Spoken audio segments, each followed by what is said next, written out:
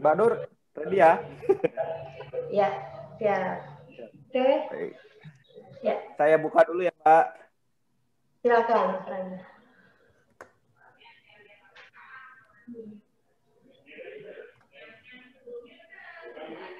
Baik, bismillahirrahmanirrahim. Assalamualaikum warahmatullahi wabarakatuh. Warahmatullahi wabarakatuh. Selamat sore, salam sejahtera untuk kita semua. Eh, Selamat datang kepada seluruh Bapak Ibu peserta webinar bersama Muji Santosa Training and Consulting. Pada hari ini, Jumat 22 Januari 2021, kita akan membahas mengenai manajemen bahan medis habis pakai di rumah sakit. Jadi, pengadaan memang bukan segala-galanya, tapi segala-galanya butuh pengadaan, termasuk di rumah sakit. Mau pemerintah, mau swasta, pasti perlu pengadaan. Apalagi untuk bahan habis pakai nih, yang siklusnya perputarannya akan sangat cepat. Nanti Mbak Nur akan menjelaskan dari mulai awal apa itu BMHP, kemudian bagaimana strategi mengadakan BMHP, memanajemennya, sehingga tidak terjadi kekosongan. Apalagi di sektor kesehatan ini sangat bahaya nih kalau sampai terjadi kekosongan BMHP. Nah, kembali saya sampaikan tata tertibnya, rekan-rekan sekalian. Jadi, bagi yang baru bergabung nanti, mohon agar dapat di-mute audionya. Kemudian yang ingin bertanya silakan klik tombol raise hand. Nanti akan diberikan kesempatan bertanya. Kemudian materi sudah disampaikan di chat Zoom, nanti akan disampaikan kembali terus bagi Bapak Ibu yang membutuhkan. Lalu bagaimana mendapatkan sertifikat, akan ada link presensi kehadiran sekaligus post-test. Nanti setelah Mbak Nur menyampaikan materi, silakan diisi post-testnya, itu sekaligus link kehadiran. Dan sertifikatnya bukan dikirimkan ke email atau WA masing-masing, tidak.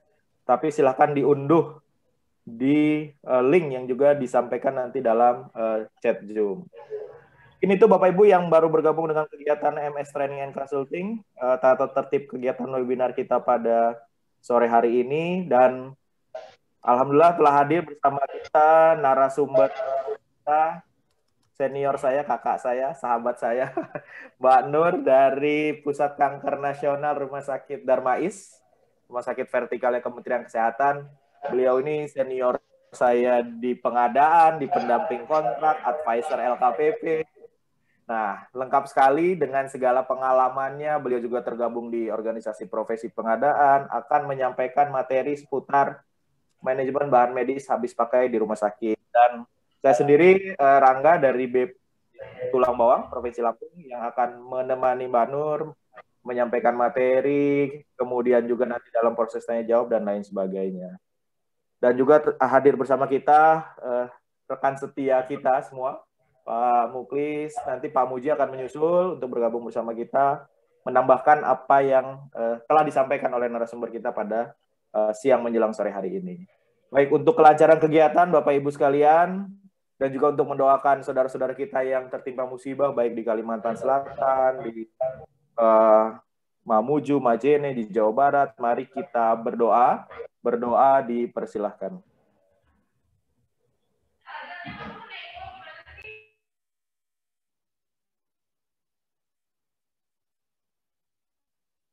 Berdoa selesai.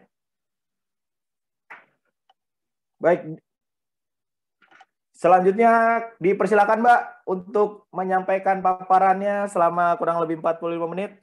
Nanti selanjutnya kita diskusi. Karena belum apa-apa tadi udah yang raise hand, Mbak. Entah kepencet, entah aku bertanya ini. Oke. Ya. Mau izin share screen ulang nanti ya, Mbak. Tadi saya tutup. Baik. Ya.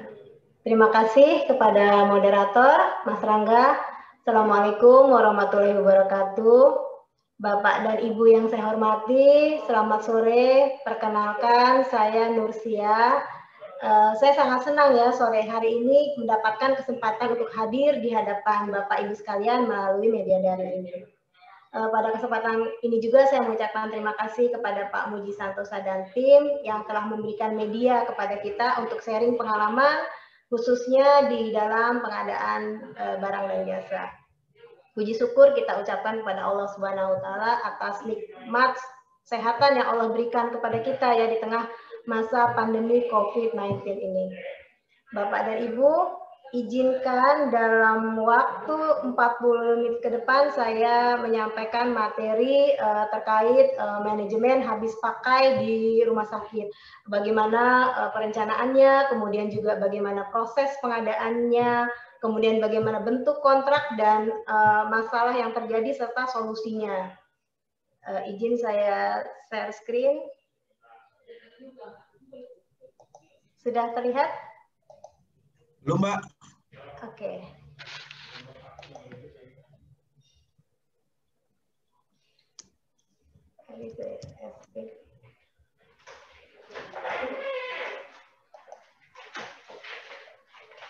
Bu Suri udah gimana? Ini terlihat nggak share screen saya? Sudah, Mbak, sudah. Tinggal di perbesar, Mbak. Baik.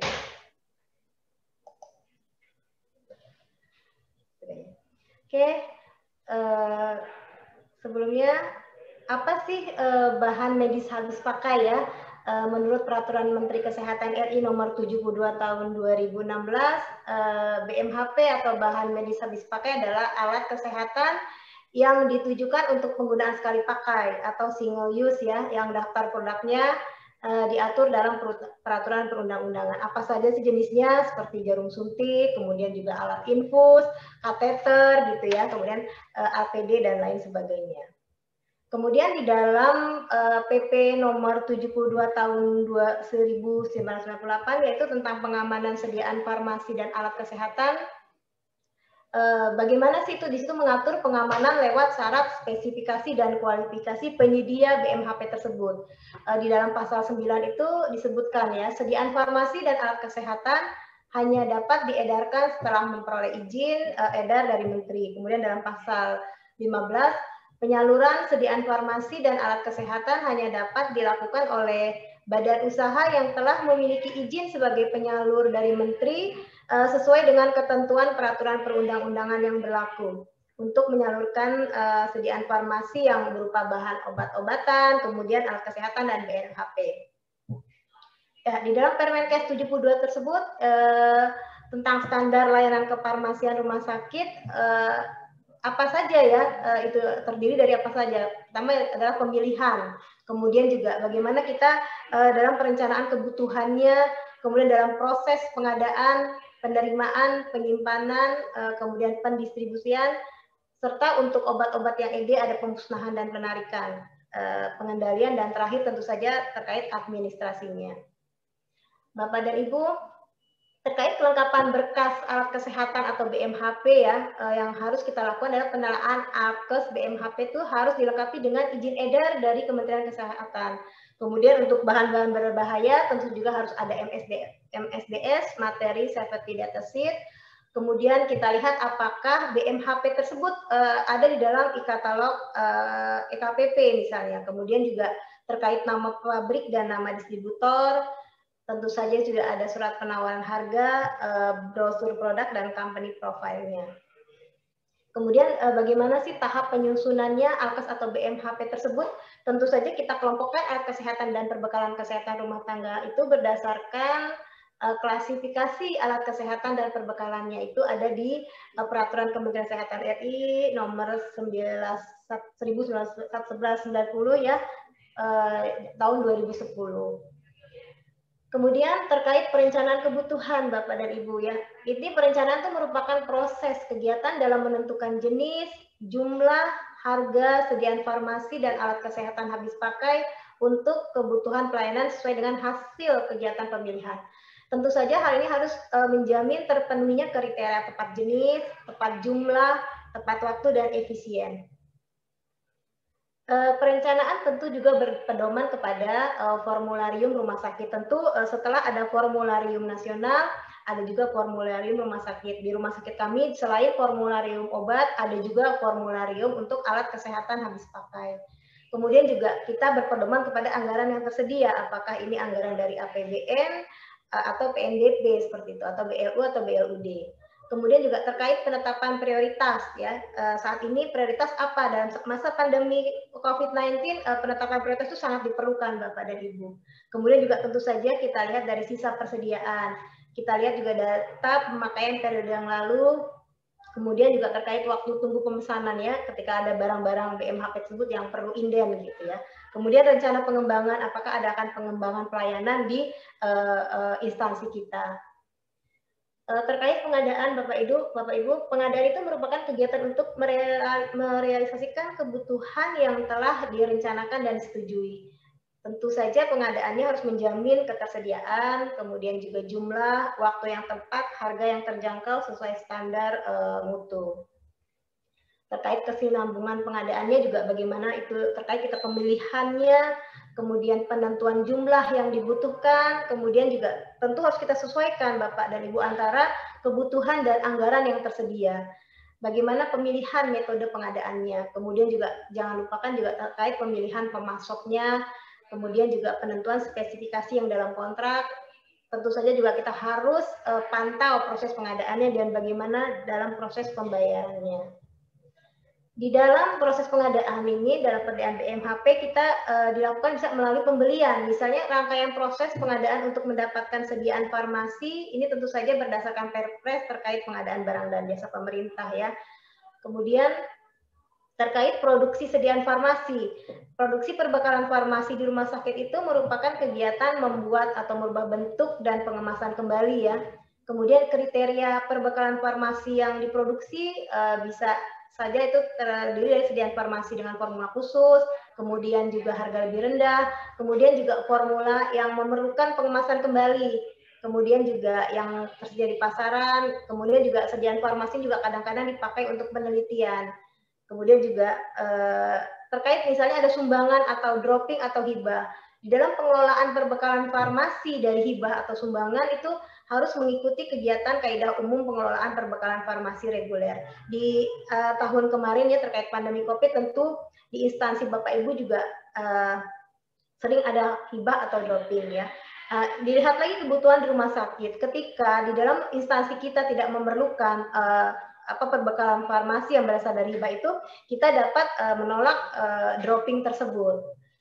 Kemudian juga tentu saja kita juga harus mengikuti standar dari akreditasi ya, tentu saja dalam pemenuhan PKPO ya, penggunaan PKPO itu di EP 1.5 ya terkait fasilitas lainnya. Bagaimana sih cara penyimpanannya? Tentu saja harus tersedia rak-rak atau lemari obat dalam jumlah cukup untuk memuat sediaan farmasi, alkes dan BMHP tersebut. Kemudian juga palet ya untuk menyimpan infus dan perbekalan, jadi jangan langsung di lantai, tentu juga harus ada palet. Kemudian juga kita perhatikan ya, langit-langit itu tidak boleh berpori dan bocor. Tentu saja juga ruangan harus bebas dari serangga dan binatang pengganggu. Terkait supaya tidak terjadi kecelakaan ya untuk petugas, itu kita harus menyediakan juga forklift atau troli ya untuk mengangkut kebutuhan BMHP tersebut. Sebaiknya memang dinding terbuat dari bahan yang kedap air Bapak Ibu, tidak berpori dan tahan benturan. Untuk lantai memang disarankan itu terbuat dari vinil atau floor hardener ya, yang tahan oleh zat kimia. Kemudian juga diusahakan kita dalam pembuatan gudang BMHP itu ada tersedia minimal 2 pintu. Tentu saja lokasi bebas banjir ya. Kadang-kadang misalnya diletakkan di dalam basement itu, kadang-kadang basement itu suka ada terjadi kebanjiran, itu mungkin harus kita hindari. Yang perlu juga diperhatikan ya, jarak antara barang yang diletakkan posisi tertinggi dengan langit-langit itu minimal 40 cm, kemudian juga 20 cm dari ubin atau lantai. Kemudian terkait pendistribusian sediaan farmasi, alkes, dan BMHP. Itu kita merupakan rangkaian kegiatan ya dalam rangka menyalurkan, menyerahkan sediaan farmasi, alat kesehatan, dan BMHP dari tempat penyimpanan sampai kepada unit pelayanan atau pasien, tentu saja harus dengan tetap menjamin mutu, kemudian juga stabilitas, jumlah, dan ketepatan waktu. Kemudian juga merupakan suatu proses penyerahan sediaan farmasi, alkes, dan BMHP sejak telah disiapkan oleh tenaga kefarmasian di instalasi sampai dengan diantar kepada perawat, dokter, atau tenaga kesehatan lainnya untuk diberikan kepada pasien kita. Bapak dan Ibu, rumah sakit juga harus menentukan sistem distribusi yang dapat menjamin terlaksananya pengawasan dan pengendalian sediaan dan BMHP di unit pelayanannya. Kemudian juga sistem distribusi itu harus dirancang atas dasar kemudahan untuk dijangkau oleh pasien, tentu saja dengan mempertimbangkan efisiensi yang efektivitas sumber daya yang ada. Kemudian sistem distribusi juga tergantung pada desain sistem dan pengelolaan yang baik. Metode pendistribusian sediaan farmasi dan BMHP ini tentu ada yang sentralisasi dan desentralisasi ya, di mana dalam sentralisasi itu penyimpanan dan pendistribusian sediaan farmasi BMHP dipusatkan itu pada satu tempat pelayanan atau gudang farmasi. Kemudian juga seluruh kebutuhan sediaan farmasi dan BMHP itu untuk pelayanan atau ruang rawat itu baik untuk kebutuhan individu maupun pasien disuplai langsung dari pelayanan farmasi. Kemudian yang desentralisasi bagaimana Bapak Ibu? Tentu saja pelayanan farmasinya itu mempunyai cabang di dekat unit atau pelayanan atau ruang perawatan yang kita sebut depo atau satelit farmasi.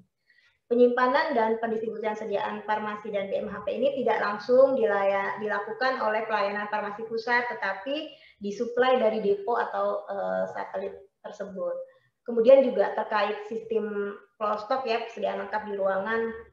Tentu saja pendistribusian sediaan BMHP ini disiapkan dikelola oleh instalasi farmasi. Kemudian juga disimpan ya di ruang rawat harus dalam jenis dan jumlah yang sangat dibutuhkan. Kemudian juga setiap hari dilakukan serah terima kembali ya pengelolaannya obat floor stock kepada petugas farmasi dari penanggung jawab ruangannya.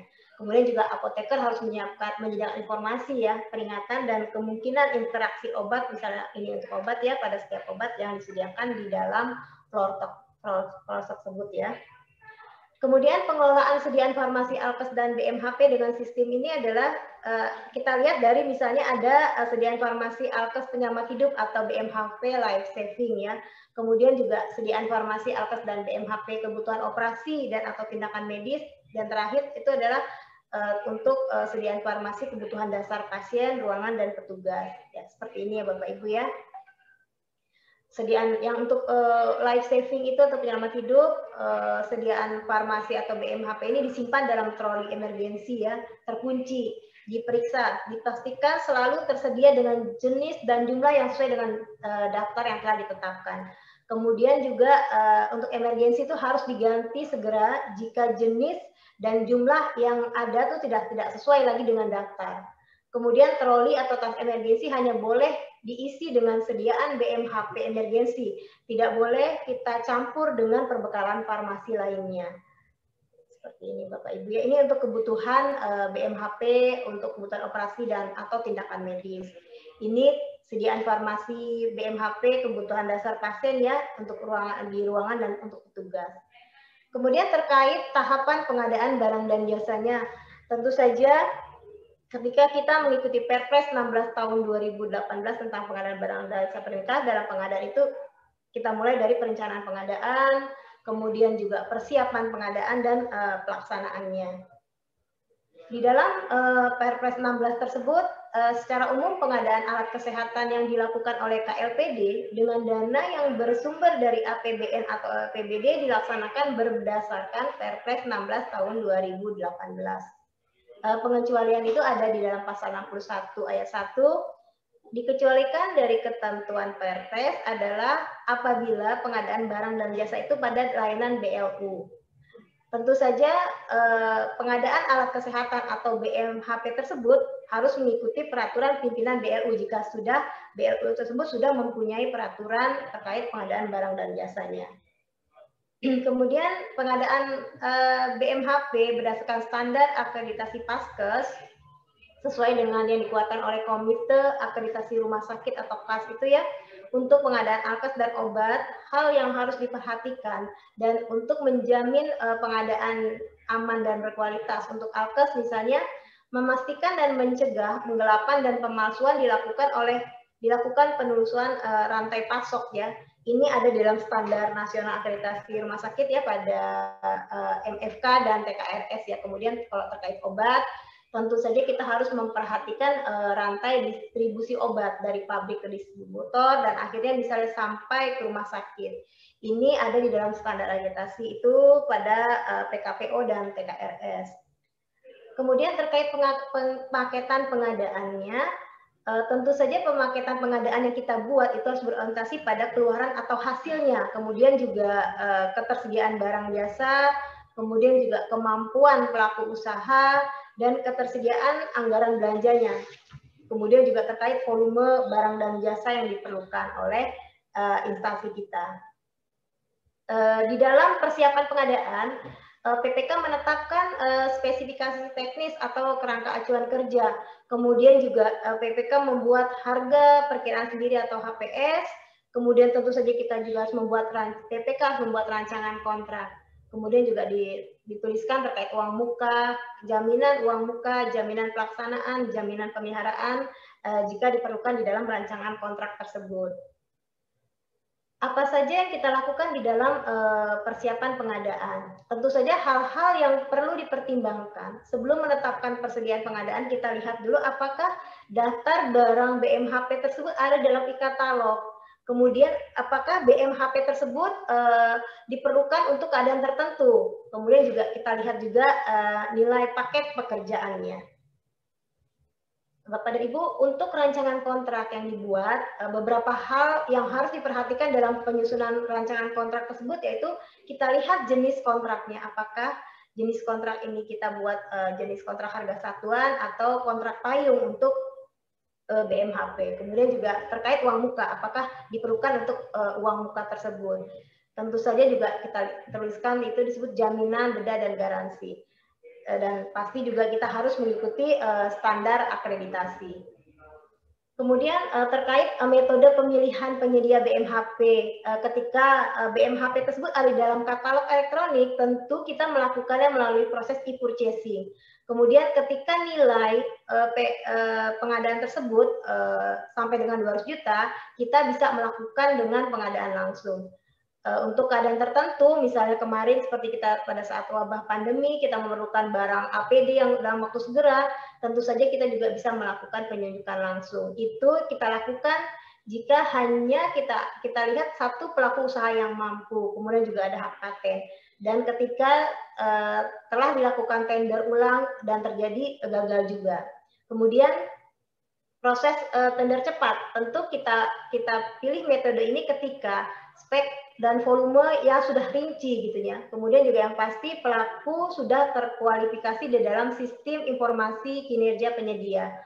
Terakhir adalah tender ya. Jika tidak dapat menggunakan metode lainnya, kita pakai metode tender. Bapak dan Ibu, terkait rancangan kontrak untuk pengadaan obat atau alkes atau BMHP tersebut, hal-hal penting yang perlu ditentukan ya dalam rancangan kontrak antara lain tadi seperti disebutkan jenis kontraknya, kemudian juga ketentuan pengiriman, pemeriksaan atau pengujian obat terkait masa kadaluarsa ya. Kemudian kalau ketika kita mengadakan alat kesehatan tentu saja kita perlukan uji fungsi. Kemudian terkait garansi, kemudian pembayaran pekerjaan, terkait denda keterlambatan, dan ketika terjadi penyelesaian perselisihan, apakah akan dilakukan melalui LPS, LKPP, atau BANI. Terus kemudian juga persyaratan tambahan yaitu terkait akreditasi. Terkait pengiriman, tentu saja mulai dari pabrikan, sampai ke distributor, dan sampai ke fasilitas kesehatan, tentu kita lihat apakah menggunakan sarana transportasi kendaraan sesuai dengan yang dipersyaratkan di dalam kerangka acuan kerja kita. Kemudian juga kita harus lihat menjamin obat atau BMHP tetap dalam kondisi baik ya. Kemudian juga kita lihat lagi ketentuan pengiriman barang bertahap ya sesuai pesanannya, ataukah melalui kontrak harga satuan atau kemudian melalui kontrak payung. Kemudian juga dalam persyaratan dokumen tentu saja kita perlukan CEO ini untuk alat kesehatan import ya Bapak Ibu. Kemudian juga MSDS tadi disebutkan untuk bahan berbahaya. Kemudian untuk alkes, untuk obat atau alkes itu dilampirkan dengan bukti dokumen pengecekan suhu pada saat transportasi ya. Ini juga terkait syarat akreditasi. Kemudian terkait pembayaran kontrak pengadaan obat, alkes atau BMHP, ini bisa dilakukan dengan pembayaran sekaligus. Ini biasanya kita gunakan untuk alat kesehatan ya Bapak Ibu. Kemudian per termin. Jadi sesuai dengan barang yang sudah diterima ini kita gunakan untuk kontrak obat atau BMHP. Di dalam pelaksanaan kontrak bisa terjadi keterlambatan. Tentu kita denda keterlambatan ya kita ini timbulkan ya. Pengenaan sanksi denda keterlambatan ditetapkan oleh PPK sebesar 1/mil dari nilai kontrak atau nilai bagian kontrak untuk setiap hari keterlambatan. Kemudian juga nilai kontrak atau nilai bagian kontrak itu tidak termaksud pajak pertambahan nilai atau PPN. Kemudian apabila dikenakan denda keterlambatan dari bagian kontrak, maka bagian pekerjaan dimaksud dicantumkan dalam rancangan kontraknya. Kemudian tadi terkait persyaratan tambahan, yaitu misalnya penggantian obat atau BMHP mendekati kadaluarsa. Kemudian juga jika kita mengadakan alat kesehatan, tentu diperlukan pelatihan teknisi dan operator. Kemudian terkait supply chain management, ya itu bersedia dilakukan peninjauan distributor secara berkala. Biasanya ketika tidak zaman pandemi sendiri kita lakukan setahun satu kali untuk peninjauan distributor secara berkala. Kemudian di dalam pengendalian kontrak tentu saja perlu diperhatikan antara lain penerimaan obatnya seperti apa, kemudian BMHP dan kesehatan itu, kemudian terkait sanksinya dan juga terkait perubahan kontrak. Kemudian di dalam penerimaan obat atau BMHP yang perlu diperhatikan antara lain yaitu jumlah atau kuantitasnya. Kemudian juga spesifikasinya apakah sesuai dengan yang tertuang di dalam kontrak. Kita juga lakukan pemeriksaan kemasan, misalnya tidak rusak atau ada labelnya, hologram, barcode ya, itu untuk menghindari barang palsu. Yang paling penting adalah ya masa kadaluarsanya Bapak Ibu. Jadi harus kita perhatikan di dalam tim penerima barang juga harus melihat masa kadaluarsa BMHP tersebut. Kemudian juga adalah kelengkapan dokumen ya, terkait surat jalan, faktur untuk bahan berbahaya perlu MSDS. Kemudian terkait sanksi dalam pelaksanaan kontrak, itu harus sesuai yang tertera dalam kontrak. Misalnya bisa dalam sanksi pencairan jaminan pelaksanaan, yaitu ketika penyedia wan prestasi. Kemudian bisa juga dikenakan sanksi daftar hitam ketika penyedia wan prestasi. Kemudian juga sanksi ganti kerugian, yaitu ada peristiwa yang merugikan ya. Misalnya jaminan itu tidak dapat dicairkan, kesalahan perhitungan volume berdasarkan hasil audit, kemudian barangnya tidak sesuai kualitas. Kemudian terkait sanksi denda keterlambatan ini harus jelas tertera di dalam kontrak. Nilai denda keterlambatan 1/mil dari nilai kontrak atau nilai bagian kontrak untuk setiap hari keterlambatan. Kemudian juga ada sanksi untuk penyedia dalam e-katalog. Mungkin kita pada saat kita memproses di awal tahun kita sudah melakukan proses e-purchasing melalui e-katalog, tetapi ternyata barang tidak dikirim sesuai dengan kebutuhan kita. Itu di dalam pasal 80 itu ketika kondisi penyedia tidak memenuhi kewajiban dalam kontrak, katalog atau surat pesanan, itu sanksinya penghentian sementara dalam sistem transaksi e-purchasing paling lama 6 bulan atau sanksi penurunan pencantuman penyedia dari katalog elektronik selama 1 tahun. Kemudian terkait perubahan kontrak yang sering terjadi ya dalam pengadaan obat alkas atau BMHP, dapat dilakukan untuk semua jenis kontrak. Jadi kita bisa dapat menambah atau mengurangi volume, kemudian juga mengubah spesifikasi teknis sesuai kondisi lapangan ini untuk alat kesehatan ya Bapak Ibu, kemudian juga mengubah jadwal pelaksanaan pengiriman misalnya. Yang perlu diperhatikan, penambahan nilai kontrak akhir tidak boleh melebihi 10% dari nilai kontrak awal. Kemudian ketika terjadi permasalahan kontrak ya, penyelesaiannya seperti apa? Jika penyedia gagal menyelesaikan pekerjaan sampai masa pelaksanaan kontrak berakhir, maka PPK melakukan penilaian terhadap kemampuan penyedia. Ya, jadi jika dinilai mampu, PPK memberikan kesempatan dengan pengenaan sanksi denda keterlambatan. Itu tentu saja harus kita tuangkan di dalam adendum kontrak yang di dalamnya mengatur waktu penyelesaian pekerjaan, kemudian juga pengenaan sanksi dendanya, kemudian juga perpanjangan jaminan pelaksanaan oleh penyedia.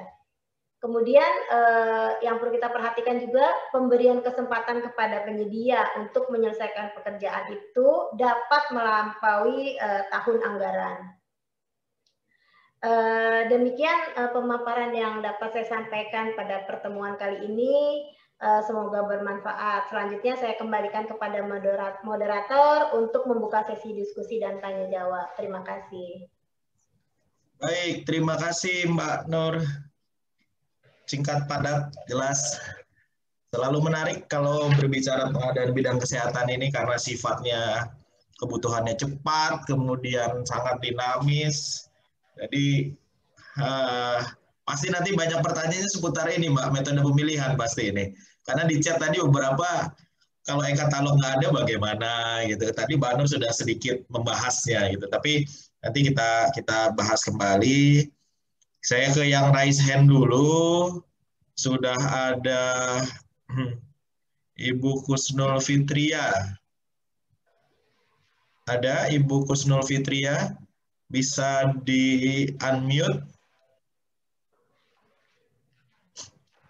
Yang lain yang ingin bertanya langsung, silakan klik tombol raise hand di partisipan.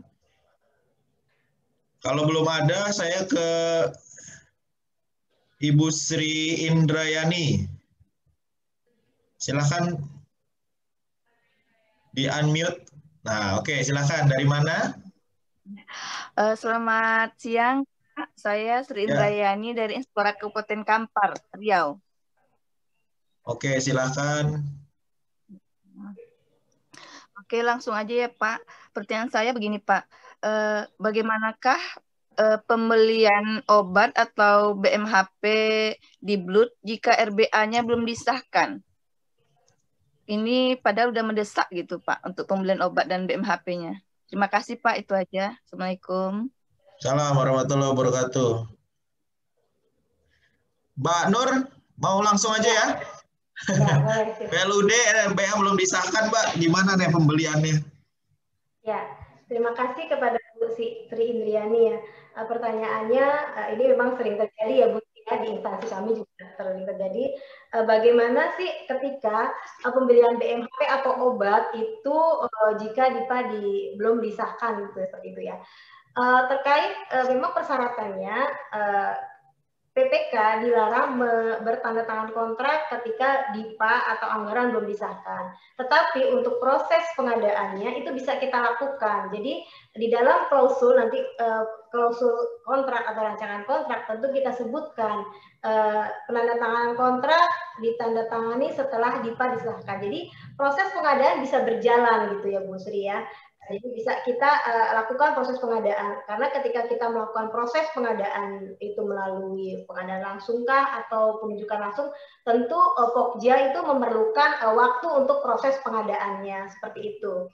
Jadi memang ada ketentuan seperti itu ya, tidak boleh disahkan. Tapi terkait misalnya ada barang ini, obat ini sangat diperlukan, tentu ini perlu dibicarakan lagi di pimpinannya ketika kalau untuk di rumah sakit atau di puskesmas ya, terkait DIPA belum disahkan, kemudian barang atau obat ini BMHP ini dibutuhkan segera, itu bisa kita lakukan seperti itu tadi, proses duluan, nanti ketika DIPA disahkan pengiriman barang bisa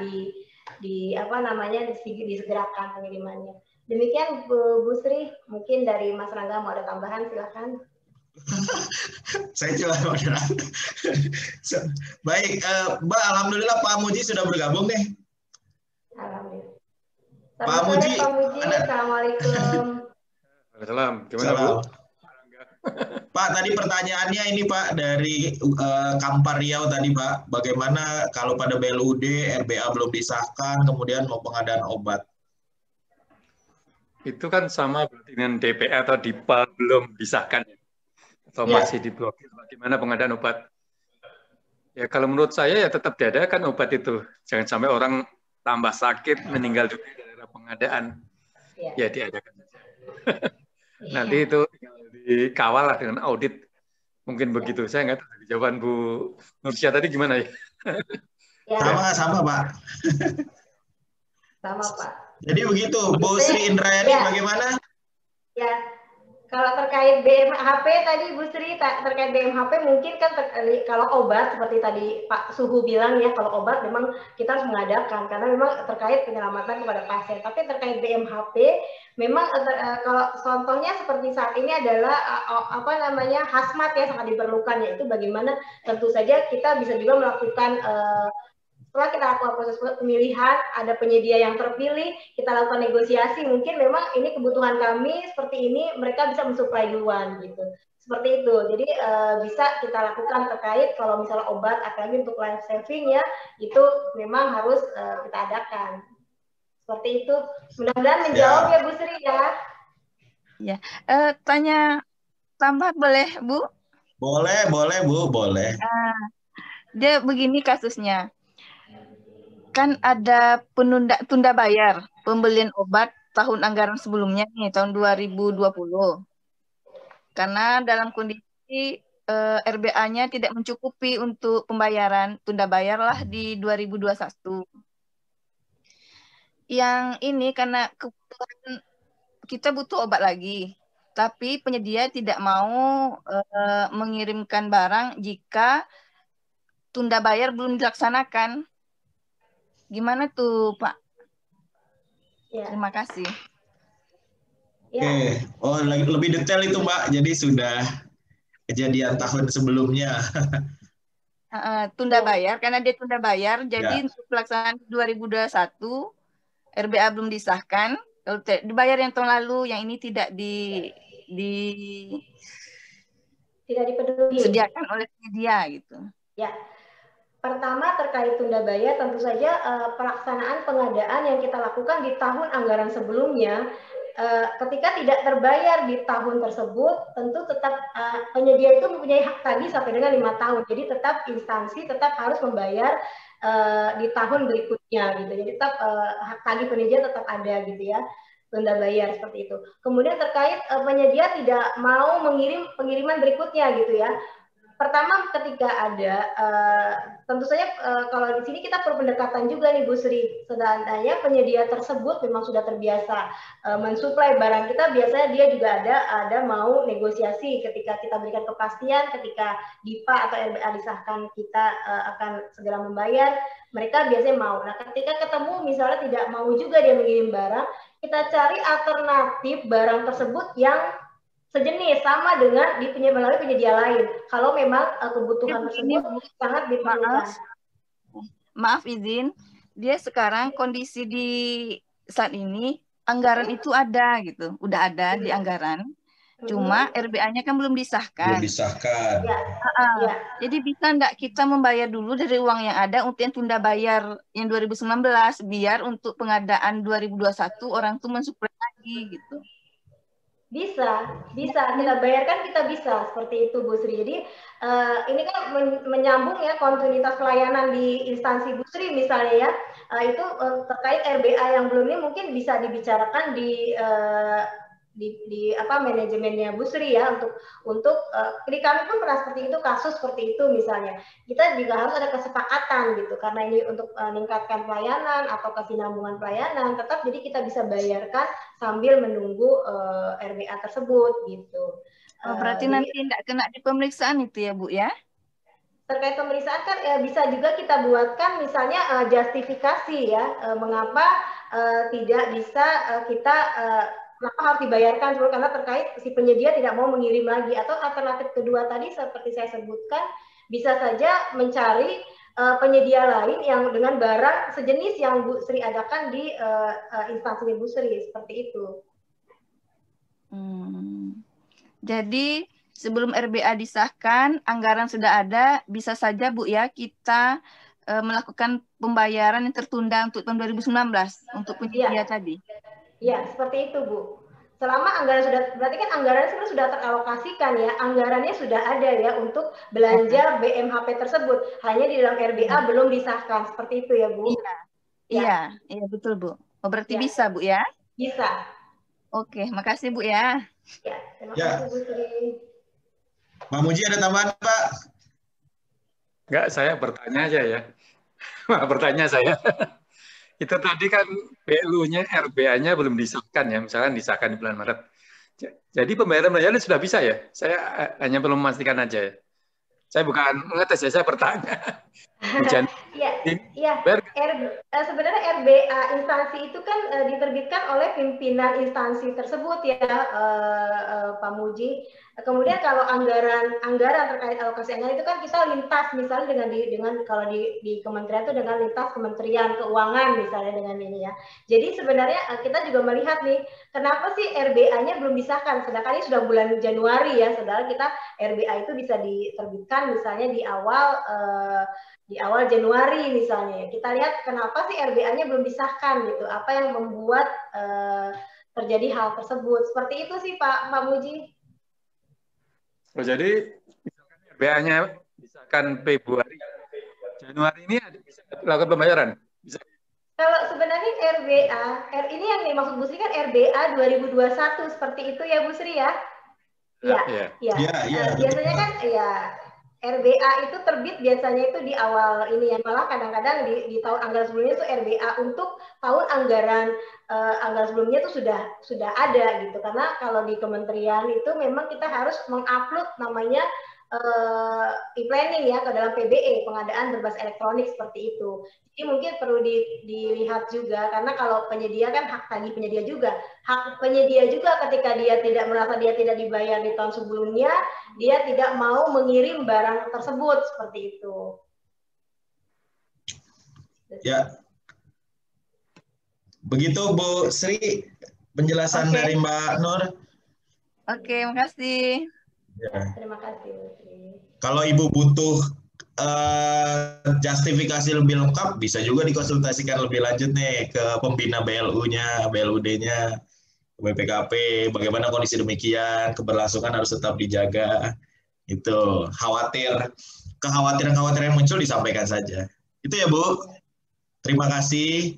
Mbak, kita ke chat dulu Mbak. Ini ada yang bertanya di chat. Ya. Dari Pak Fajar Harefa nih Mbak. Ya. Jadi sejak pandemi COVID-19 tahun 2020, ada banyak BMHP yang tidak tayang atau ada dalam e-katalog LKPP. Karena mengingat hal tersebut, apakah pejabat pengadaan atau PPK dapat melaksanakan pemilihan penyedia dengan metode pengadaan langsung dan penunjukan langsung atau tender cepat? Karena tahun 2021 ini masih belum ada jaminan. Nah, ini postingan terakhir Prof. Muklis ini. Silakan Mbak. Ya, ini memang dialami di semua instansi ya. Saat ini memang banyak daftar alat kesehatan, obat, BMHP itu yang sedang turun tayang ya.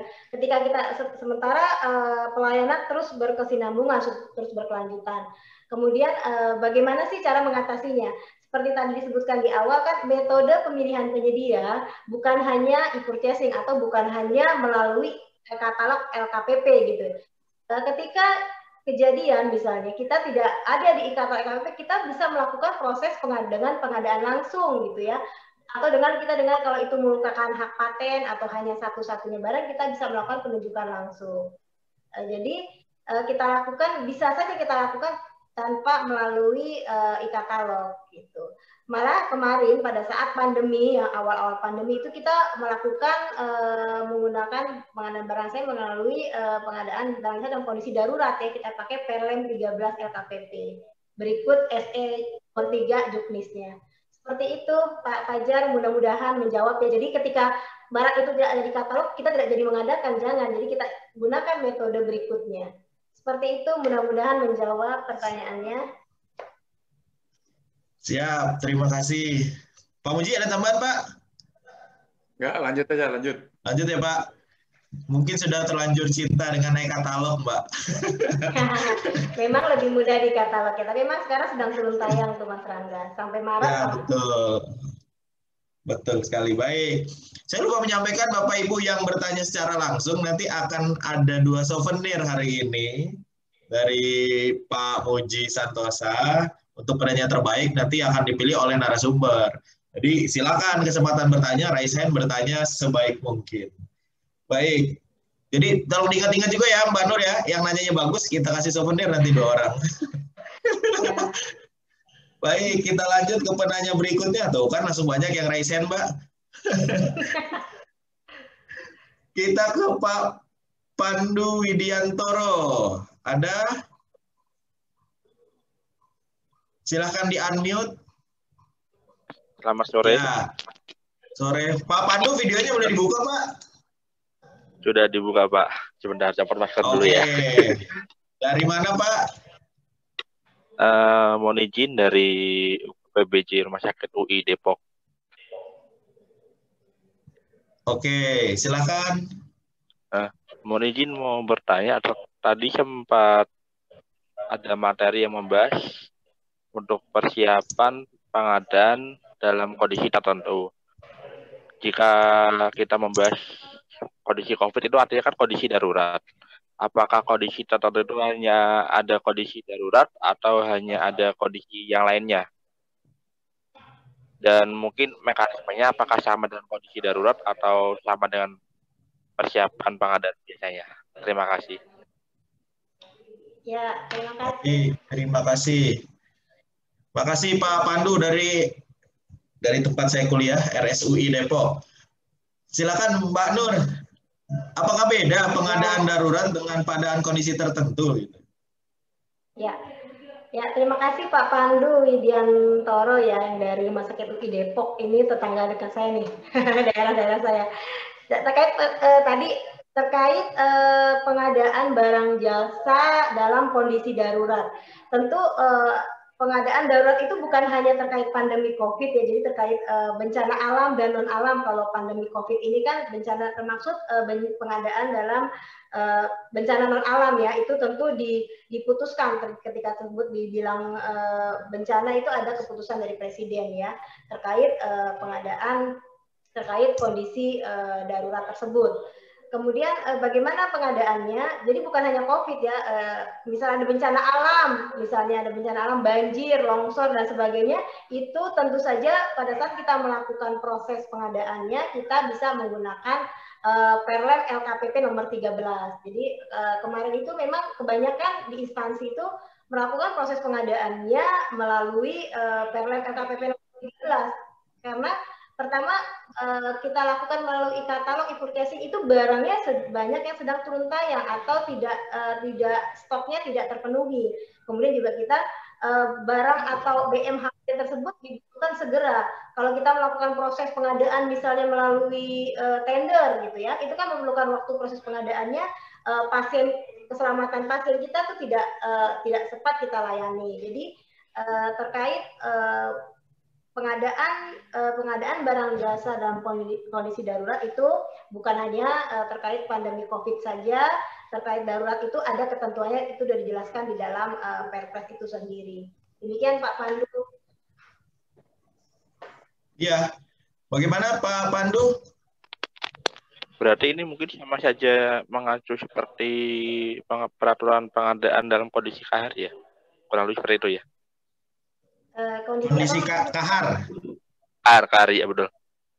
Oh ya, kalau kahar adalah ya kondisi kahar ya, sebutan apa disebut kondisi kahar itu kondisi yang tidak bisa ketika sudah berkontrak misalnya ya, itu suatu kondisi yang tidak bisa yang bisa diduga sebelumnya oleh kedua pihak antara PPK dan penyedia gitu ya.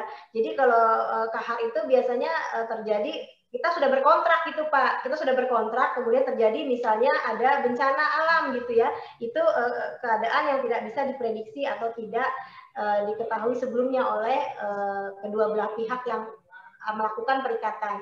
Tetapi ketika pengadaan dalam keadaan darurat, kita udah terjadi bencana nih, misalnya bencana alam, kita memerlukan misalnya kayak kemarin kita butuh hazmat, kita butuh masker, yang ini kita nggak mungkin melakukan pengadaannya melalui tender misalnya, atau kita mau melakukan melalui katalog kemudian barang-barangnya habis. Jadi kita melakukan metode pengadaan darurat, yaitu menunjuk penyedia yang kita anggap mampu melakukan pengadaan barang jasa di unit kita untuk kesinambungan pelayanan di rumah sakit kita. Seperti itu.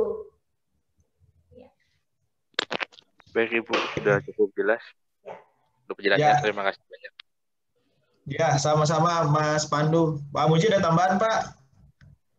Saya menambahkan ya. Pengadaan darurat, kalau sekarang pandemi COVID kan diatur ya di Perpres 12 mungkin kalau nggak salah ya. Ya tahun betul Bapak. Sampai sekarang belum dihapus. Jadi rujukannya Perpres 12 tahun 2020, Aturan LKWP nomor 13 tahun 2018, SE 3 LKWP tahun 2020, dan yang terbaru ini SE 32 tahun 2020. Dalam SE 32 tahun 2020, walaupun keadaan darurat, tapi kalau itu tidak mendesak, ya tidak harus digunakan keadaan darurat. Ya, contohnya sekarang ini, kita perlu ruang untuk COVID, mungkin perlu sewa hotel dan sebagainya. Anggarannya setahun, atau cateringnya untuk setahun. Ini perlu dipertimbangkan. Apakah memang kebutuhannya setahun? Mungkin jangan cuma 2 bulan saja.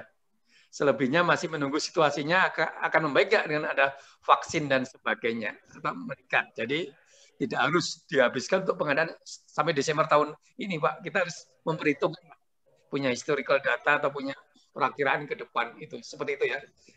Perlu kita baca ya, namanya SE 32 tahun 2020. Jadi yang sifatnya darurat, yang tidak mendesak ya jangan buru-buru lah dihabiskan anggarannya untuk berkontrak gitu. Itu aja teman saya. Terima kasih. Siap. Terima kasih Pak Munji. Baik, nah saya sambungkan ke chat nih Mbak Nur ya. Jadi di chat tadi ada yang nanya kalau tadi ada disinggung ketika pengadaan dalam kondisi darurat, maka salah satu opsinya adalah selain penyedia yang pernah berkontrak dengan kita juga bisa mencari penyedia yang dianggap mampu untuk melaksanakan pekerjaan ya Mbak. Ada yang bertanya nih dari Pak Haristianto nih di chat Mbak, pada kondisi seperti apa PPK menilai penyedia mampu atau tidak mampu menyelesaikan kontrak? Bisa ada contoh langsungnya nggak Mbak di Rumah Sakit Darmais? Oke, terima kasih Pak Haristianto ya pertanyaan melalui chat. Apa sih contohnya ketika penyedia dikatakan ketika sudah berkontrak kemudian PPK menilai apakah dia mampu atau tidak mampu, gimana solusinya? Terjadi misalnya di instansi kami pada awal tahun 2020 kami sudah mempunyai kontrak harga satuan itu terkait masker ya N95 ya. Di tengah perjalanan bulan Maret kita mulai pandemi COVID-19, kita kebutuhan kita misal di awal tahun itu dengan 1000 box masker. Di dalam perjalanannya si penyedia tidak sanggup memenuhi kebutuhan masker N95 terkait memang pasokan karena import ya, pasokannya dia tidak bisa untuk barang itu sampai di Rumah Sakit Kanker Darmais. Kemudian juga terkait harga juga itu bisa dipertimbangkan ketika memang PPK menilai kondisi tersebut memang tidak dibuat-buat ya, memang ketersediaan barang tidak ada, PPK dapat menyudahi kontrak gitu ya. Jadi ketika 1000 ternyata di akhir dia kurang dari cuma 800 yang bisa dia kirim ke Rumah Sakit Kanker Darmais, kita yang 200-nya itu kita lakukan melalui waktu itu dengan pengadaan secara langsung. Memang saat itu harganya memang melambung gitu ya, seperti itu. Jadi PPK harus memang cermat menilai ketika terjadi terutama untuk BMHP. Kemudian mungkin terkait pekerjaan konstruksi, mungkin dari Pak Suhu lebih paham itu gimana terjadi bisa kita lakukan penghentian kontrak ketika ternyata di awal tahun ini dananya ditarik ya, waktu itu semua dana terkait infrastruktur ditarik untuk pemenuhan kepada Kementerian Kesehatan, yaitu untuk penanganan pandemi COVID-19. Seperti itu. Ya, terima kasih Mbak Nur. Pak Muji boleh menambahkan Pak, ini terkait pengendalian kontrak sepertinya Pak. Ya. Pengendalian kontrak ketika darurat ya. Iya, PPK menilai penyedia mampu atau tidak mampu menyelesaikan kontrak pada kondisi seperti apa gitu Pak. Pertama memilih penyedianya. Kalau pengadaan barang agar diutamakan rantai pasok yang utamanya, apakah produsen, distributor itu ya kalau barang. Kalau konstruksi gimana? Ya penyedia terdekat yang kinerjanya ya, jadi lebih gampang nanti mobilisasi, mendatangkan dump truck atau traktor dan sebagainya, lebih dekat tenaga kerja sudah ada itu. Jadi diutamakan yang penyedia terdekat yang kinerjanya baik gitu, untuk pemilihan penyedianya. Terus nanti dilakukan tetap Pak pengendalian kontrak. Ya, kontrak ini dikendalikan, dijaga pembayarannya. Jadi dalam hal ini tidak perlu membuat HPS, penyedia fair terbuka berapa biaya-biayanya, nanti ditambahin fee yang wajar. fee yang wajar mungkin ya 10% atau berapa gitu. Ya, tidak perlu buat APS, pertanggungjawabannya nanti itulah yang dihitung. Penyedia bisa menunjukkan kewajaran harga, itulah menjadi dasar pembayaran gitu ya. Jadi kalau kita lihat peraturan LKWP nomor 32 ya, mengenai kewajaran harga itu disampaikan nanti sebagai post audit. Tapi ditambah juga sekarang bisa disampaikan sebelum BAST mengenai kewajaran harga. Nah, ini yang saya usulkan dulu agar disampaikan ya sebelum BAST. Kalau nanti post audit dicari-cari nggak ada dia orang yang kena COVID, kena PSBB dan sebagainya, banyak alasan ya. Pilihan saya lebih bagus itu tadi ya. Sebelum BAST buatlah hitung-hitungan kewajaran harga. Tapi kalau diaudit nanti kita nyaman saja lah. Terima kasih Pak Rangga. Ya, terima kasih Pak Muji. Mudah-mudahan jelas buat Pak Hadi ya cara pengendalian kontraknya. Kita lanjut ke yang raise hand. Ada Ibu Valentina. Ibu Apoteker Valentina MT. Ya, silakan. Terima kasih atas kesempatan yang diberikan kepada saya. Saya ingin bertanya, kebetulan saya di rumah sakit. Rumah sakit mana, Bu? PPK itu belum terbentuk. Saya di Rumah Sakit Umum Daerah Soe di NTT, Pak. Oke, siap. Silakan, Bu. Di rumah sakit saya kebetulan ada peningkatan COVID-19, tetapi PPK, PPTK itu belum terbentuk dengan pejabat pengadaan. Padahal kebutuhan BMHP, kebutuhan obat-obatan itu semakin meningkat. Apa yang harus dilakukan oleh pihak rumah sakit, khususnya instalasi farmasi, untuk supaya obat-obatan atau BMHP tersebut tersedia untuk pelayanan pasien di Rumah Sakit Umum daerah kami, Pak. Terima kasih. Ini untuk tahun 2021 ya, Bu? Untuk tahun 2021, Pak. Oke, pelaku pengadaannya belum ada gitu ya? Ya, belum terbentuk pejabat pengadaan PPK, PPTK ya. Itu belum terbentuk, tetapi kebutuhan yang tahun lalu sudah dimisioner ya, Bu? Apa gimana? Ya, sudah, karena kan setiap SK itu cuma berlaku 1 tahun, Pak. Oke, siap. Baik, terima kasih. Mbak Nur, monggo, belum ada pelaku pengadaannya, kebutuhannya mendesak, Mbak. Gimana ini? Ya, terima kasih ya Ibu Valentina. Dari Rumah Sakit Umum ini BLU kah atau Rumah Sakit? Kami semi. Ada dana BLUD, ada dana bantuan dari, ya, ada 2 dana, ada sumber dana, ada dari semi BLUD, ya, ada dari bantuan dari APBD, dari pemerintah. Baik, pertanyaannya bagus sekali ya, bagaimana sih ketika PPK, PPTK itu belum terbentuk di tahun anggaran sebelumnya gitu. Jadi perlu diketahui Bapak dan Ibu, pelaksana anggaran atau ya PPK kemudian juga PPTK itu sebenarnya di SK-kan itu tidak mengikat tahun anggaran. Sebenarnya ketika pejabat pengadaan di SK-kan itu tidak terikat tahun anggaran. Jadi mungkin di rumah sakit di NTT ini mungkin perlu diberikan pengertian atau dalam SK itu tidak perlu dibuat pejabat yang menangani pengadaan barang itu tidak perlu dibuatkan setiap tahun SK-nya gitu ya. Jadi berlaku untuk tahun anggaran tidak tertutup 1 tahun anggaran intinya seperti itu, karena kan pengadaan obat apalagi di tengah pandemi ini kan perlu berkesinambungan gitu ya, perlu berkelanjutan gitu ya.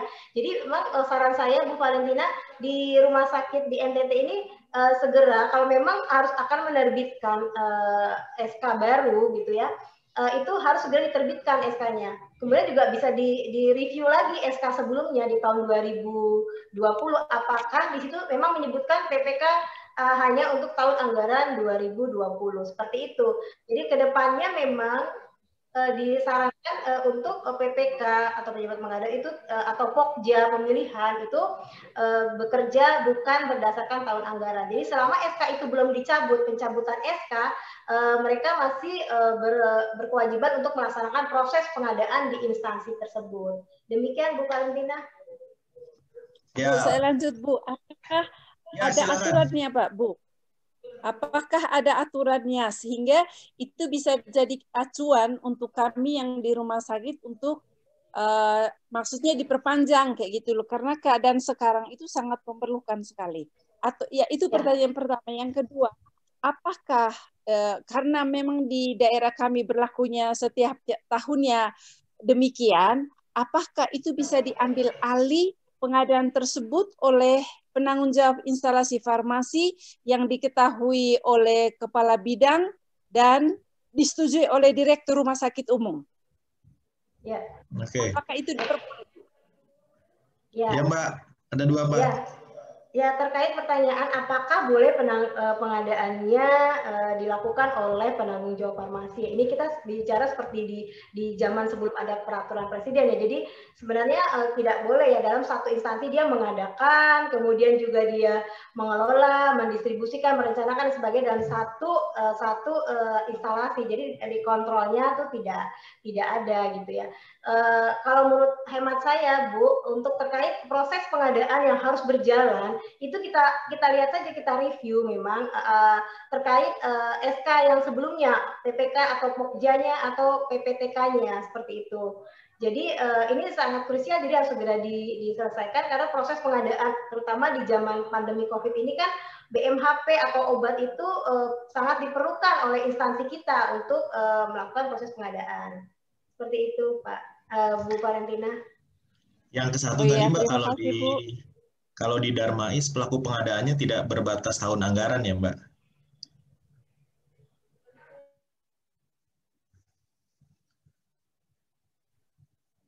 Halo, Mbak Nur. Pak Muji ada mau menambahkan, Pak, terkait pelaku pengadaan nih, Pak? Ya, terima kasih, Pak Rangga. Jadi pelaku pengadaan, ya, diatur dalam Perpres tuh, tidak terikat tahun anggaran. Kalau APBN mungkin bisa PP 50 lah tahun 2018. Tapi tolong dicek kembali apa ya benar yang saya katakan tadi. Kedua, untuk daerah, coba kita cek lah di PP 12 tahun 2019. Apakah terikat tahun anggaran. Tapi saya belum memastikan ya, ini hanya mengarahkan aja apa ada tidak di sana. Jadi seharusnya SK-SK tadi itu berlaku selama-lamanya. Seperti kepala dinas lah.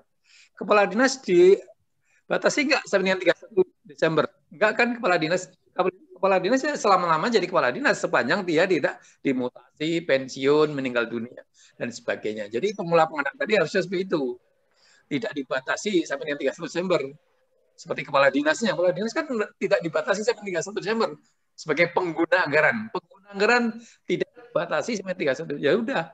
Harusnya adalah berlaku selama-lamanya sepanjang SK-nya tadi tidak diganti, mutasi, pensiun dan sebagainya. Atau kalau Anda tempat anggaran per tahun, ya segeralah dibuat. Kalau berakhir 31 Desember, segera disiapin di tanggal 20 Desember sehingga 1 Januari sudah ada SK baru lagi, jangan terlambat itu. Itu Bu, mungkin kira-kira ya. Terima kasih. Ya Pak, terima kasih. Jadi kalau Ibu Valentina tadi tanya regulasinya yang bisa dibuat tidak per tahun, yang tadi Pak Muji sampaikan, Bu. Kalau Ibu melihat di pasal 11 tentang tugas PPK itu kan dari mulai proses perencanaan pengadaan. Dan itu tidak di awal tahun, Bu, dari penyusunan RKA. Jadi ya memang harusnya tidak dibatasi tahun anggaran. Memudahkan, Bu. Silahkan dicoba di sana. Baik, terima kasih Bu Valentina. Kita lanjut ke penanya berikutnya. Ada Pak Eko Suyanto. Silakan Mas, di unmute. Dari mana Mas? Assalamualaikum warahmatullahi wabarakatuh. Waalaikumsalam. Terima kasih waktunya, saya dari Rumah Sakit Bayangkara Nganjuk. Bayangkari ya? Bayangkara Nganjuk dari Rumah Sakit. Mohon izin Pak Muji, Pak Muklis, Pak Serangga selaku moderator dan kepada narasumber Bu Nursiah. Dari tadi ada beberapa pertanyaan lebih mengarah ke teknis pengadaannya. Mohon izin mungkin saya coba bertanya sedikit berbeda tentang pencatatan BMHP-nya. Di tempat kami ada sedikit perbedaan sehingga sering terjadi akhirnya di saat cross check itu tidak sinkron.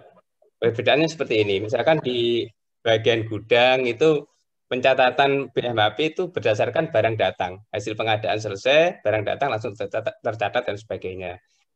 Sementara di satu sisi, ini bagian yang di aplikasi persediaan, ini pencatatannya berdasarkan pembayaran.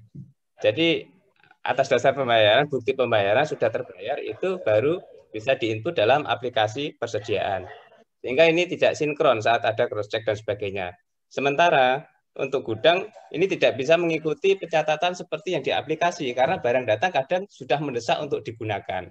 Nah, mungkin dari sini mohon info barangkali ada solusi untuk bisa mensinkronkan hal seperti ini atau mungkin ada yang referensi yang lebih tepat seperti apa. Mohon petunjuk dan penjelasannya. Terima kasih. Ya, terima kasih Pak Eko. Mas Rangga? Mas Rangga, oke. Langsung Mas Rangga? Langsung dijawab? Mas Rangga, ya. Baik, saya coba menjawab. Ya. Baik. Ya. Ya Mbak, silakan Mbak, sorry. Baik, ya terima kasih Pak Eko Suyanto ya dari LS Bayangkara Nganjuk ya terkait pencatatan di dalam kedatangan ya bahan medikasi pakai atau obat ya terutama itu juga terjadi di instansi kami sih ya memang ya pada saat kita punya namanya IT mandiri, SIM-RS mandiri. Tentu saja pada saat pencatatan barang datang awal, kemudian setelah didistribusikan ke gudang satelit, kemudian sampai ke depo-depo itu ada miss-nya gitu. Dan itu memang mungkin terjadi juga di beberapa instansi kita ya terkait bagaimana sih cara pencatatan yang tepat untuk barang-barang sediaan farmasi itu ketika barang datang. Ketika barang datang tercatat itu memang kita harus komit ya ketika barang datang misalnya infusan ya, bukan infus kalau BMHP misalnya jarum, boket misalnya datang dalam 5 box misalnya. Kemudian tiba-tiba tengah perjalanan sebelum sempat petugas gudang mencatat ada kebutuhan mendesak sehingga ada terpakai 1 box seperti itu ya Pak Eko ya kejadiannya. Sehingga pada saat mungkin petugas berikutnya pada saat masuk ke dalam aplikasi pencatatan itu tidak tercatat yang satu itu, jadi ada miss gitu ya. Jadi nggak sama antara pencatatan barang ketika datang dengan aplikasi di dalam pencatatan berdasarkan pembayaran. Mungkin bisa dicoba digunakan dengan kalau di kami mencoba juga dengan sistem barcode misalnya. Jadi barang yang datang di gudang oleh tim penerima barang ya, kemudian juga dipastikan barangnya berapa yang diterima setelah diperiksa kesesuaiannya, spesifikasinya, tentu dicatat di dalam kami punya kartu stok seperti itu di dalam dicatat dalam kartu stok. Kemudian petugas penerima itu memasukkan ke dalam sistem aplikasi. Nah, ketika sampai ke aplikasi pencatatan pembayaran itu kadang-kadang juga berbeda ya. Kalau BMHP mungkin agak lebih mudah, tapi ketika misalnya pencatatan, misalnya kalau kita berbicara tentang obat ya, pertama sediaannya misalnya bentuknya file gitu ya. Untuk pasien yang dipakai hanya misalnya tidak satu dipakainya setengahnya misalnya, itu bagaimana pencatatannya, ini masih ada sisanya, seperti itu kan ya, terjadi kendala pencatatan tidak pas. Itu memang mesti kita duduk bersama Pak Eko antara petugas penerima barang di garda terdepan pada saat penerima barang, kemudian juga dengan kita connect dengan IT kita, kemudian juga pada saat petugas farmasi pada saat mengambil obat yang sudah diterima oleh tim penerima barang. Memang butuh sistem ya, sistem IT ya, sistem kalau tidak dibantu dengan sistem IT, kita pencatatan melalui manual itu akan terjadi banyak miss-nya dalam pencatatan kita. Seperti itu memang kita waktu itu sempat juga memakai konsultan untuk IT, bagaimana cara pembuatan sistem penerimaan barang, kemudian juga pencatatannya bagaimana pada saat barang itu sudah masuk ke dalam sistem farmasi untuk kemudian kita jual atau kita distribusikan kepada unit-unit pelayanan di rumah sakit kita. Seperti itu Pak. Memang sekarang ini dengan kartu stok itu memang agak kadang-kadang pada saat kita stok opnam di akhir bulan itu banyak terjadi miss-nya kalau kita tidak melalui sistem elektronik. Seperti itu Pak Eko. Mungkin nanti bisa sharing, bisa chat ke saya, mungkin bagaimana sih cara pengelolaannya gitu, mungkin bisa sharing bagaimana cara itu. Tentu saya juga akan melibatkan teman-teman gudang, kemudian juga teman-teman farmasi, bagaimana sih cara supaya stok awal barang dengan akhir pada saat kita stok opnam ya di akhir bulan itu sama. Memang apalagi khusus untuk obat-obat psikotropika ya itu harus sangat hati-hati ya kalau di rumah sakit itu ya, itu memang harus jelas sekali, satu ampul saja hilang itu bisa akan menjadi masalah seperti itu. Nanti bisa kita di ini Pak Eko bisa nanti hubungin saya melalui telepon saya, kita berkoordinasi terkait bagaimana sih cara pencatatan distribusi untuk barang-barang BMHP yang datang di rumah sakit kita. Seperti itu Pak Eko, mudah-mudahan bisa membantu menjawab. Oke, terima kasih Ibu. Terima kasih. Cukup Mas Eko? Ya, sementara cukup Mas Rangga, matur suwun. Oke, siap.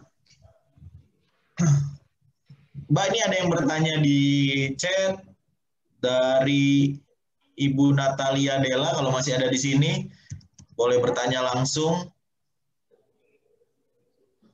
Silahkan di-unmute. Ibu atau Mbak Natalia Della ini. Mau bertanya langsung? Kalau tidak, saya bacakan Mbak pertanyaannya Mbak.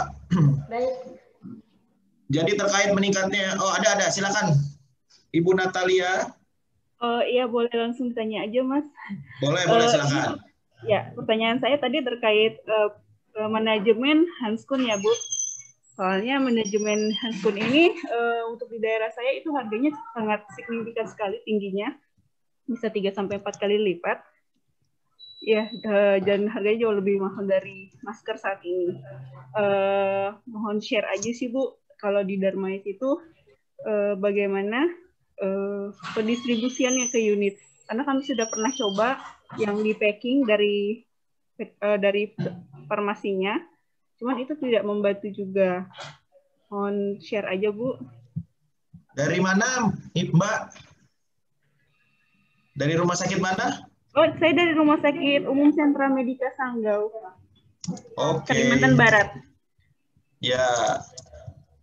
Teknis nih Mbak Nur, bagaimana distribusi sarung tangan atau handscoon? Silakan Mbak. Ya, terima kasih Ibu Natalia dari Kalimantan Barat dari Rumah Sakit Sentra Medika ya.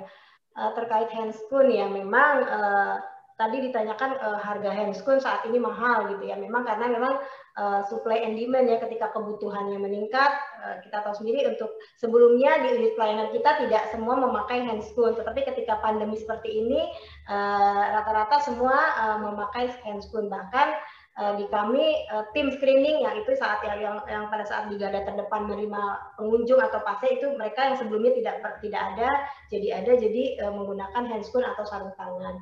Terkait pengadaannya bagaimana sih? Memang tentu kalau di Bayangkara Nganjuk ini Sentra Medika swasta ya Bu Natalia ya, itu dia tidak terikat dengan peraturan pengadaan di Perpres ya, jadi kebijakan dari Rumah Sakit Sentra Medika sendiri gitu. Sebenarnya kalau Sentra Medika ini terkait harga tadi ditanyakan harganya tinggi sekali gitu ya. Mungkin bisa sih sebenarnya pengadaan untuk handscoon-nya itu sesama sentra medika misalnya itu bisa dilakukan melalui konsolidasi pengadaan misalnya. Jadi pengadaannya itu Rumah Sakit Sentra Medika Kalimantan Barat atau yang dekat ya, yang sejenis itu bisa kita lakukan konsolidasi. Jadi ketika pengadaan handscoon-nya itu dalam jumlah banyak, mungkin menarik minat penyedia sehingga juga harga yang diberikan mungkin lebih kompetitif gitu. Dicoba juga gitu, memang dengan konsolidasi pengadaan barang sejenis dengan daerah sejenis ya, jangan di luar daerah kita itu terbukti untuk harga itu sangat efektif dan sangat efisien. Kemudian terkait manajemen, bagaimana sih di Darmais amprah ya istilahnya ya, pemberian handskun kepada unit-unit yang membutuhkan.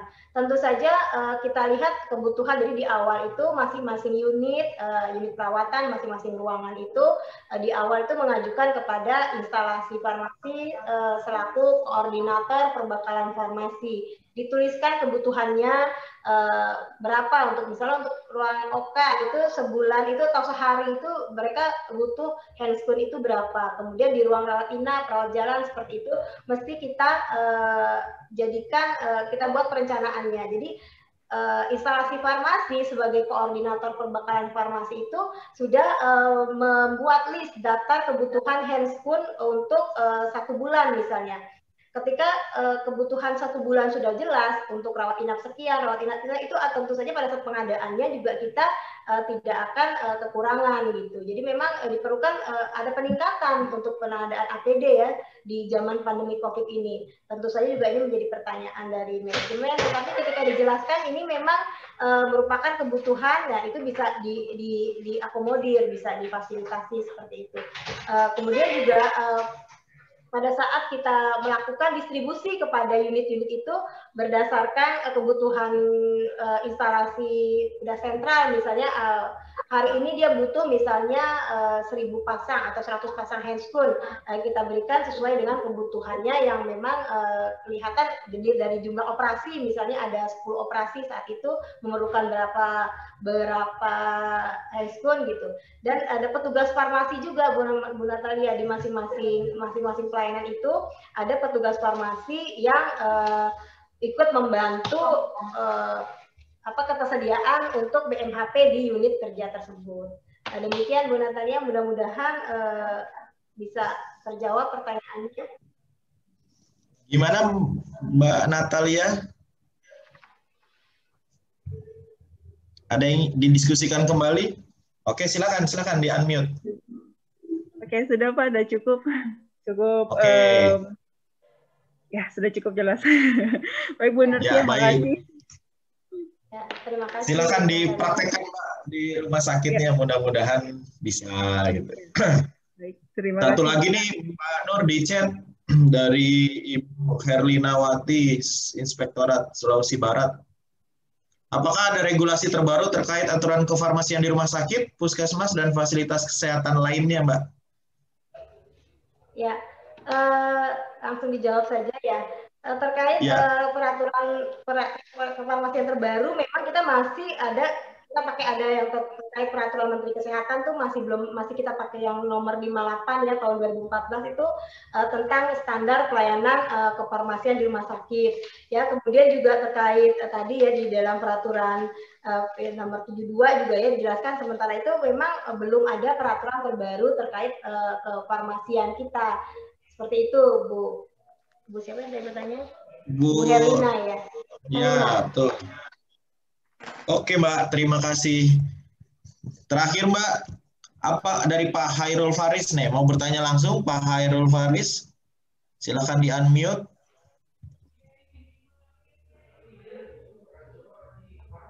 Silakan Pak Hairul, dari mana?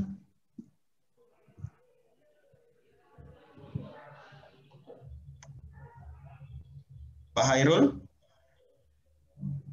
Sudah dibuka mikrofonnya, mau bertanya langsung? Oke, saya bacakan aja Mbak. Apakah pengadaan barang habis pakai bisa dimasukkan ke SIM RS, Mbak? Ya, bagus sih pertanyaannya ya. Apakah BMHP bisa dimasukkan ke dalam SIM RS di rumah sakit? Bisa banget sebenarnya. Cuman memang tergantung juga ya kesiapan dari IT atau SIM RS di rumah sakit tersebut nih Pak Faris ya.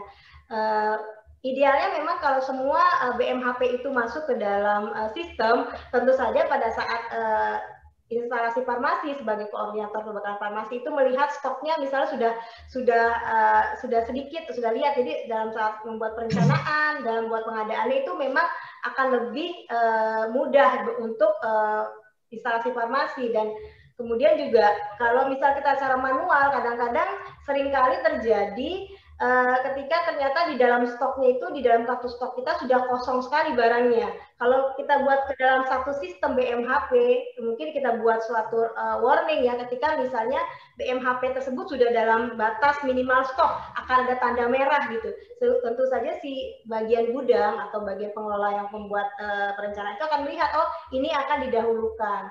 Kalau misalnya kita masih dengan manual, seringkali terjadi ketika barang benar-benar habis, kemudian juga pada saat sampai ke kita di proses pengadaannya, kemudian juga terjadi misalnya kekosongan barang, tentu akan terjadi pelayanan yang terganggu. Jadi memang sebaiknya BMHP atau obat itu dimasukkan pencatatannya juga ke dalam SIM RS sehingga memudahkan kita, baik itu pengelola di farmasi dan dalam proses pengadaannya itu lebih tepat gitu ya, lebih cepat juga seperti itu. Begitu Pak Faris, mudah-mudahan membantu menjawab. Justru semakin ini ya Mbak ya, semakin mudah ya menghitung, menginventarisir, semakin transparan juga. Tapi itu tadi ya Mbak, IT-nya sanggup nggak?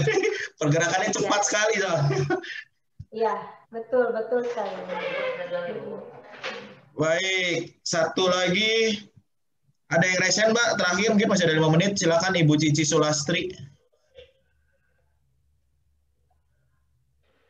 Di unmute Bu. Oke, dari mana Bu? Waalaikumsalam. Dari Dinas Kesehatan Kabupaten Rokan Hilir, Pak, Provinsi Riau.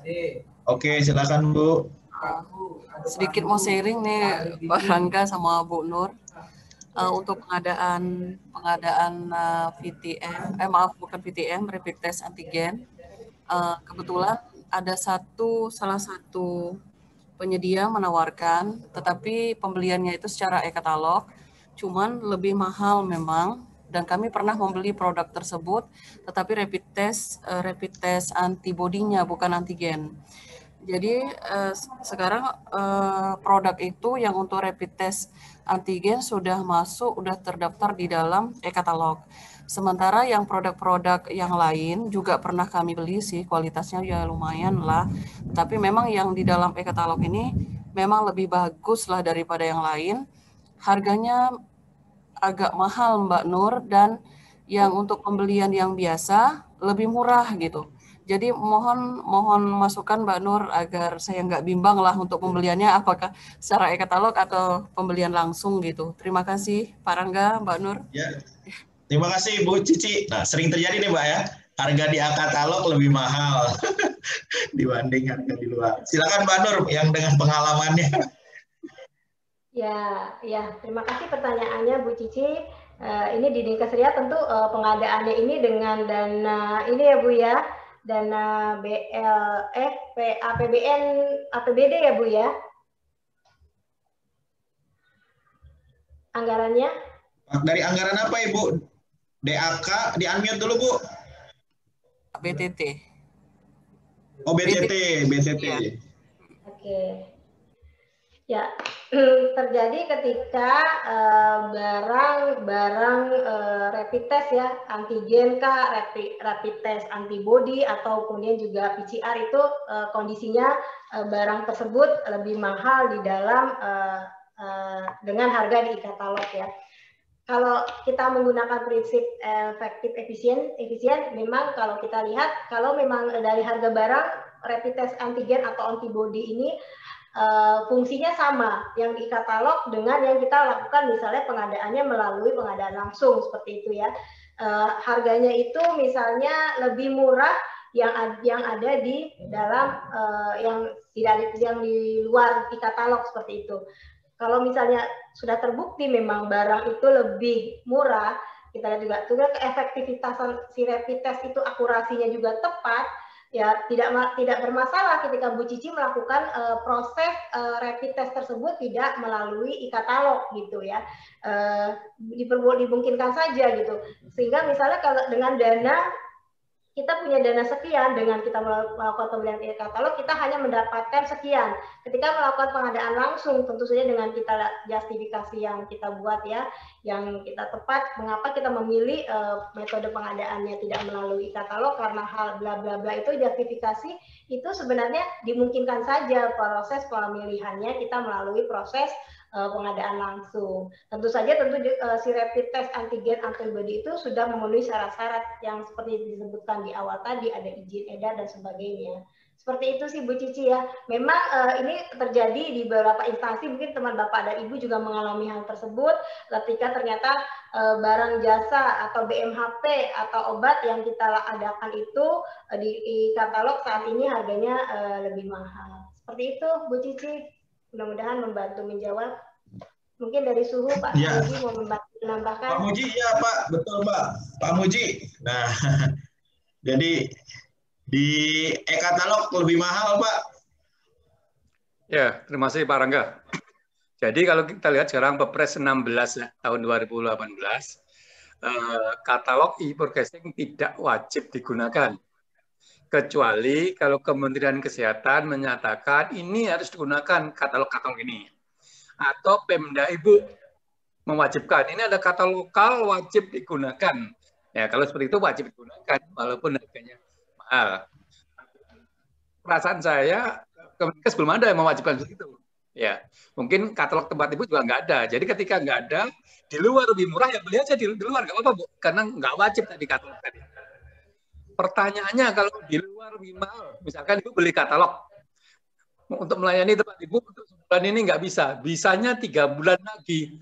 Padahal Ibu butuhnya adalah bulan ini.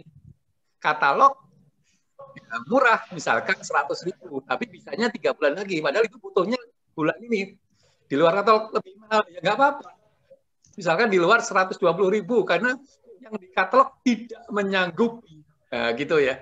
Semuanya itu dikomunikasikan ya. Yang penting itu ya, bisa dipertanggungjawabkan, tidak ada dana ke kita, ya gitu aja. Terima kasih. Oke, gitu Pak Rangga. Siap, Pak Muji, boleh sekalian Pak, ini sudah 16.31 Pak, barangkali. Oh iya, terima kasih pada Bu Nursia ya. Ini kita berbahagia sekali Bapak Ibu mendapat presentasi atau penyampaian materi dari Bu Nursiah dari Rumah Sakit Darmais ya, salah satu termuka di Indonesia ya. Berkenan membagi pengalamannya ke kita. Ini kita ucapkan terima kasih kepada Bu Nursiah. Mudah-mudahan Ibu masih bisa membagi lagi nanti bayangan saya mengenai konsolidasi pengadaan dari beberapa rumah sakit ya di mungkin bulan berikutnya. Saya ucapkan terima kasih juga kepada PT Agus ya, Anugerah Sejahtera dari Surabaya yang mendukung acara ini. Dan saya ucapkan kepada Pak Rangga yang gampang nih menjadi moderator kami. Terima kasih. Itu aja. Assalam. Terima kasih Pak Muji. Mbak Nur, sebelum closing statement Mbak, boleh dipilih 2 penanya terbaiknya Mbak. Ada 6 orang yang bertanya langsung Mbak. Saya bacakan lagi. Ada Ibu Sri Indrayani dari Kampar, Pak Pandu dari RSUI Depok, Ibu Valentina dari Rumah Sakit Soe, Kupang, Mas Eko Suyanto dari Rumah Sakit Bayangkara Nganjuk, Ibu Natalia Della dari Rumah Sakit Sentra Mediaka Sanggau, kemudian Ibu Cici Sulastri dari Dinkes Ogan Ilir. 2 aja Mbak. Itu daftar pendeknya Mbak, kita pilih 2. Ini saya saran nih Mas Rangga harusnya diberikan semua nih, karena pertanyaannya bagus-bagus semua ya. Nah, kalau gitu, Bandung ya, lebih Mas semuanya nih, saya Mas Agus diberikan semua nih. Kalau saya memilih semua pertanyaannya bagus, Mas Rangga. Mungkin yang mungkin saya pilih ya, kalau mau ke PH2 bukan berarti tidak bagus pertanyaannya ya. Mungkin kalau saya pilih yang jauh-jauh saja bagaimana Pak? Boleh Mbak, hak prerogatif di narasumber. Oke, mungkin kita berikan coba ke pertanyaannya dengan dari Bu Valentina ya, dari NTT ya. Oke, satu lagi Mbak. Siapa yang jauh ya? Jadi saya pilih Ibu Natalia Della ya, dari Kalbar. Kalbar, oke. Terima kasih. Mbak, boleh closing statement-nya untuk materi kita hari ini? Ya, Ya, terima kasih ya Bapak dan Ibu yang tadi sempat ada 508 yang ikut bergabung di dalam webinar kita kali ini. Di sini saya hanya sebenarnya sharing pengalaman saja, membagi hal-hal yang kita lakukan di dalam proses pengadaan terutama ya. Untuk terkait mungkin yang perlu diperhatikan hal-hal di dalam proses pengadaan barang dan jasa terkait BMHP, tentu saja kita harus memperhatikan pada saat kita pengadaannya, yaitu harus bahan BMHP itu harus ada sertifikat analisanya. Kemudian juga tadi ya di awal juga disinggung terkait kalau bahan berbahaya itu kita harus sertakan MSDS. Kemudian juga tentu saja sediaan farmasi yang kita adakan di dalam rumah sakit atau instansi kita itu harus ada izin edar dari Kementerian Kesehatan. Yang terakhir ya terkait expired date ya yang minimal 2 tahun ya, itu bisa kita kecualikan untuk bahan medis bersepakat tertentu, misalnya kayak kondisi sekarang seperti vaksin, kemudian reagensi lainnya itu, jadi ketentuan untuk 2 tahun itu bisa kita lihat kebutuhannya apakah mungkin tidak dengan 2 tahun. Seperti itu sih Mas Rangga, mudah-mudahan bermanfaat. Terima kasih kepada Pak Muji, Mas Rangga, Mas Sulkis, dan Bapak Ibu sekalian yang berkenan ikut di join webinar kali ini. Terima kasih. Assalamualaikum warahmatullahi wabarakatuh. Waalaikumsalam warahmatullahi wabarakatuh. Sekali lagi terima kasih Pak Muji, Mbak Nur atas materi yang disampaikan. Poin pentingnya tadi pengadaan kesehatan terutama BMHP ini ya sifatnya khusus ya, tidak hanya sekedar mengadakan barang, tapi diperhatikan juga izin edar dan lain sebagainya. Selamat kepada 2 orang yang terpilih mendapatkan souvenir dari Mujizat Susah Training and Consulting. Boleh japri ke saya nanti alamat pengirimannya. Kalau tidak japri maka hadiah terpaksa kita bagi 2 Mbak Nur.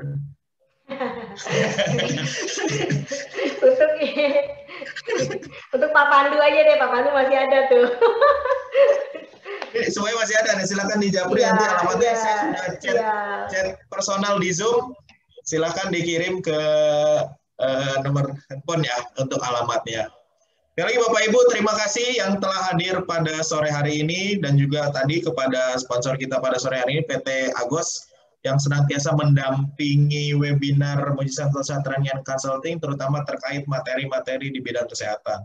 Dan seperti tadi dijanjikan Pak Muji, insya Allah kita bertemu lagi dengan Mbak Nur di bulan depan dengan materi yang berbeda. Siap-siap Mbak? Insya Allah, insya Allah. Seperti itu. Dan terima kasih juga kepada Prof. Muklis yang sudah mendampingi di dunia mayanya di sana, yang senantiasa mendampingi. Bapak Ibu sekalian, mudah-mudahan bermanfaat. Bertemu lagi minggu depan, masih ada 2 webinar lagi minggu depan. Dan Bapak Ibu juga yang berminat bergabung di kelas khusus bersama langsung dibimbing oleh Pak Muji Santosa, terutama yang hobi itu seputar pengadaan, bisa bergabung di kelas khusus. Jadi setiap hari nanti akan disampaikan 3-4 soal tentang pengadaan barang dan jasa. Kemudian setiap bulan akan ada webinar khusus untuk para peserta kelas khusus, bisa 3-4 kali dengan SPP yang sangat-sangat terjangkau. Silakan saja diklik nanti bit.ly kelas khusus untuk bisa mendaftar sebagai peserta kelas khusus. Sekali lagi jangan lupa mengisi daftar hadir, link post-test, sertifikat paling cepat 2 kali 24 jam diunduh di link yang disampaikan di chat Zoom. Saya sebagai moderator, mohon maaf jika selama membawakan acara ini terdapat banyak kekurangan. Mohon maaf bagi yang belum bisa disampaikan pertanyaannya. Mudah-mudahan Bapak Ibu semua dalam keadaan sehat, yang tertimpa bencana segera pulih kembali, dan pandemi ini semoga berlalu. Sekali lagi terima kasih. Tetap jangan lupa pesan Ibu, 3M, walaupun sudah ada vaksin, tetap 3M-nya harus baik. Sampai bertemu di kegiatan webinar berikutnya. Saya akhiri, wassalamualaikum warahmatullahi wabarakatuh.